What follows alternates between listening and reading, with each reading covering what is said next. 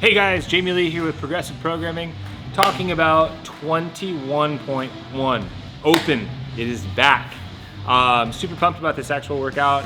We've got a new movement pattern that is making its debut into the open season, the wall walk. I really like this movement. This is something that we actually program fairly frequently in our monthly programming for affiliates and individuals.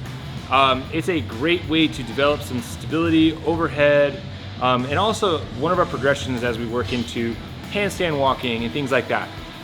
So what I want to do really quick is just kind of talk about the weekend of how our programming is looking. So what I wanted to do is kind of revisit what the weekend looks like after the workout has been announced. And with the workout that has come up, we don't really have a whole lot of conflicting patterns. The only couple areas that I would be more concerned about is the Sunday session. We've got some overhead work. We're gonna be working our Turkish get-up. Now, if we can work that Turkish get-up as our active recovery, maybe let's modify it to a sandbag get-up so that way we can kind of take that overhead range of motion out of the equation and give us a little bit of a break there.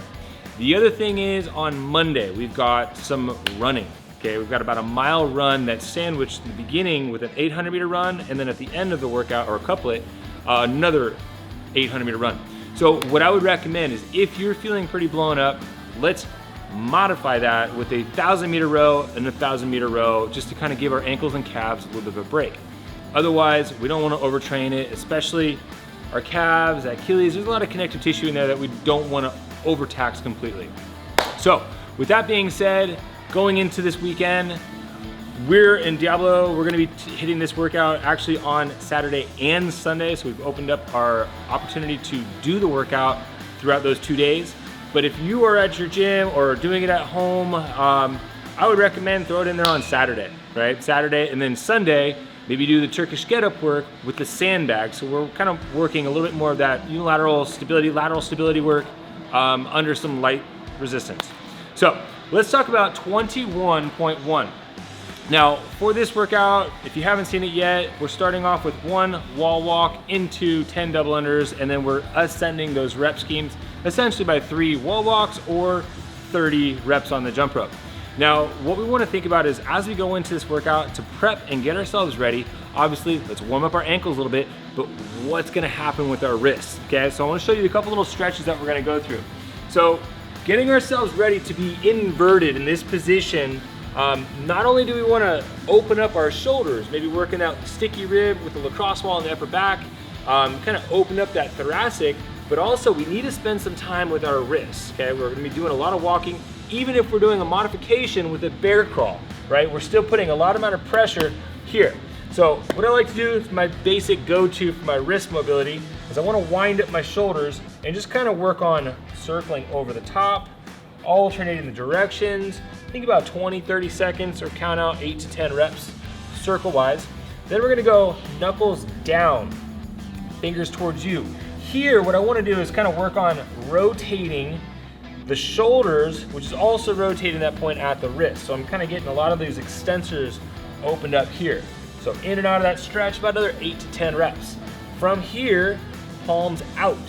Now, this is a really critical one because personally, this is the position that I keep my wrists, my hands, when I'm actually doing a wall walk or a handstand walk, because we find ourselves running out of room here. But when I turn out, not only am I stacking my shoulder into a nice externally rotated position, but I'm actually able to walk and transition over my wrists in a much smoother fashion. I'm not running out of space depending on what our wrist mobility looks like. So we've got this position. We're gonna push our elbows out over our fingertips, opening up those flexors through our wrists. Then the last one is we're gonna go to the top of our knuckles, using some resistance of our body weight to work on contracting those extensors through the wrists, okay, and those forearms. So about 8 to 10 reps of each one of those guys gets our wrists nice and opened up, and then we can go ahead and practice that inverted position. Now, for this workout, if you're thinking about the double unders being the issue, if you have double unders, awesome. Focus on being relaxed. Keep your shoulders down and use your wrists. When we get to the wall walk, this is gonna be the bulk of the workout, okay? So when we find ourselves going back and forth, the standard, we have to start off The bottom of our push-up, we've got a tape line at our shoulder height. So if I'm laying down, I've got that tape right at shoulder. We need to have our fingers touching that line, okay? It starts and ends on that line. Now, for the standard, when we push up, we have to have both feet on the wall before we can move our hands. So we need to make sure that we slow that portion of it down enough just to make sure that we don't end up with a no rep right out of the gate. Now, getting into that inverted wall walk, what we want to think about is being efficient, getting into a stacked, organized position.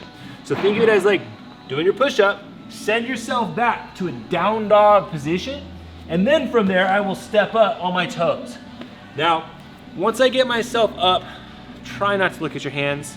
If we're looking at our hands, we're gonna put ourselves in kind of a broken position. Get yourself into a nice neutral position. Imagine like you're holding a barbell out overhead. Okay, get stacked, stay organized. Now, once I get myself into that push-up, down dog, step, step, walk with your fingers, walk with your toes. So I'm walking my feet back. So once I get this part, hands touching, walking it out, fingers touch, and then down. Now, the reason why I want to throw out the idea of eyes back is when we go into that down dog, we're gonna spot where we're going, but most importantly, we're in a much more efficient and effective way to walk ourselves back by using our shoulders.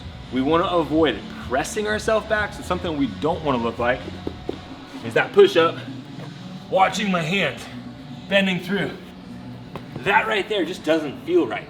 So make sure that we spend a few reps, a few minutes practicing and opening up that position, going from that down dog and walk it back, okay?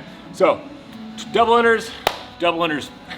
You got them. If you don't, then we'll have them from next year. Otherwise, single unders are a modification.